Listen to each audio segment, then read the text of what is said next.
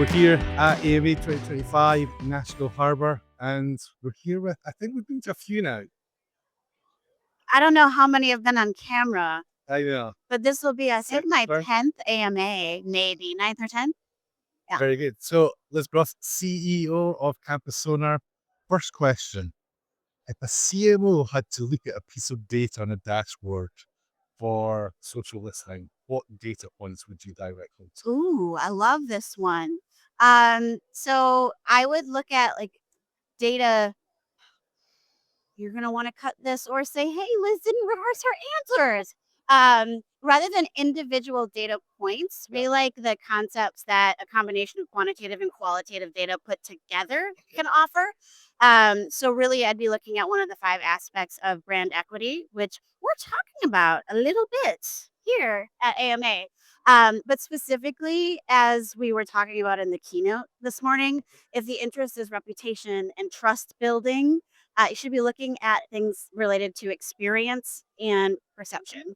So that would be qualitative themes within very specific audience segments or sentiment tracking. So, that concept of brand reputation, with students now living it and broadcasting it real time, how does a CNO or marketing get hold of that? What are some of the Yeah, so I think one of the challenges we've been up against is that historically, CMOs have done a brand survey, if they're lucky, every 2 years. Yeah. Or maybe every 5 years. And it's based on what audiences they can reach and what sample size that they can get. But if you use social listening, whether with Campus Sonar or with another tool, with the structure that reflects what you want to learn regarding your brand equity or your reputation or sentiment, you can get that in real time, or I capture historical trends right away. So when we're working with folks, they're generally looking at brand equity indicators at a minimum quarterly, if not monthly.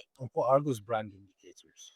So as they ladder up to awareness, perception, experience, power, and identity, we're looking at things like the number of times they're mentioned online by others, the reach of those mentions, the sentiment of those mentions, and also the cohesiveness and alignment of the owned conversation, the message that the universities are putting out themselves, and the earned conversation, what other people are saying about them. Ideally, there's not a lot of conflict or misalignment in those. And if someone's not done this before, what do you think some of the biggest misconceptions are? Well, 2 biggest misconceptions, I'll say. One is that social listening is only about, like, getting better at social media Okay. or figuring out what's happening on social media, whereas it's one of the largest always on, always available focus groups that you can use to learn online and offline friends. So that's biggest misconception, social listening is just for social media.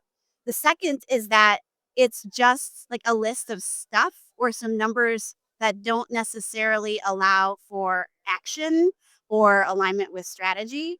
And frankly, if all you're doing is looking at a piece of software and a dashboard that it kicks out, it's really clear to me how that perception could happen. Sure. But with some intention and strategic design, it doesn't have to be. Cool. Those discussions or those conversations, Robert, where do you see the students having the most authentic conversations? Reddit. 100% Reddit is where we're seeing the most authentic conversations, also the most anonymous, which is probably correlated. And what are the schools going in and answering or contributing to those conversations or Most are not, and that's okay because Reddit can be a really dangerous place as a brand. You could get piled on very easily. But I am hearing more and more from both the CMO and the president level that they are concerned about what's being said on Reddit because it is impacting word of mouth with students. And then also with the way Reddit is being scraped to inform AI large language models, and Reddit results are being highlighted more on the first page of search results on Google.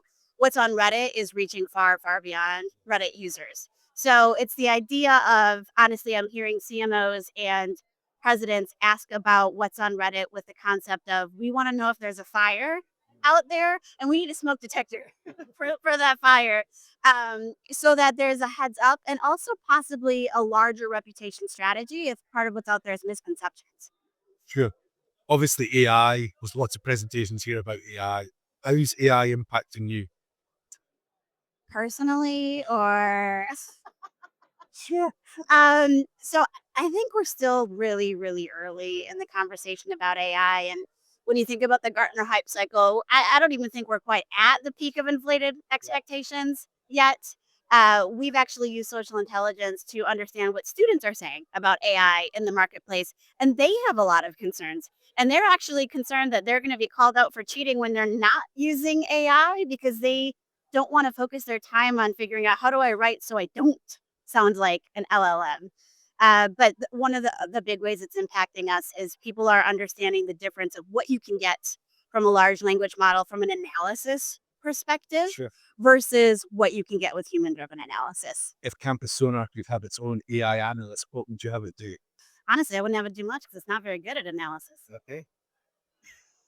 I mean, it's really great at summarizing things. Sure. If you're kind of figuring out what the next most obvious word should be. I am on record with the Chronicle of Higher Education calling AI fancy autocompletes. But as of right now, when we look at AI to draw connections and make inferences, we are not as happy with the results of that when we compare it to what we see from human analysts. Cool. When you join those dots, I'm sure that sometimes the news isn't always great and you change required within the institution. How does Campus Sonar help the marketing teams deal with that?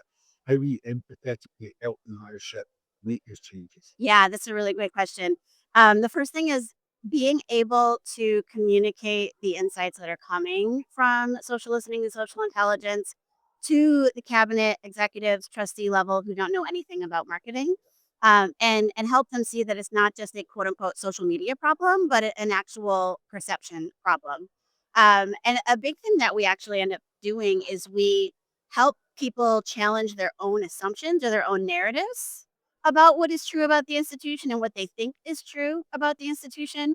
So it's not always doom and gloom, like we found a problem and we need you to help or we need you to change. We've had a lot of instances where the leadership assumes there is a somewhat negative or damaging narrative about them. And we go to look and we don't find it at all. It might have been 10, 15 years ago, and institutional memory is long and strong, but it really helps to challenge those assumptions. I'm thinking about is situations though where we have uncovered some more negative reputation issues, and it's about understanding who is the audience this is impacting, who is hearing about it, and ultimately, whether it keeps being talked about or not, is it a reflection of the institution's values, their brand promise? And if it's not, then it needs to be addressed regardless of whether remains a social media topic of conversation. Favorite Taylor Swift song? So I have been in this booth singing Opalite Yep. for the last couple of hours. So of the moment, that is it. Second, followed by Father Figure because I just love the attitude in that song. Good times. See you next year in Denver.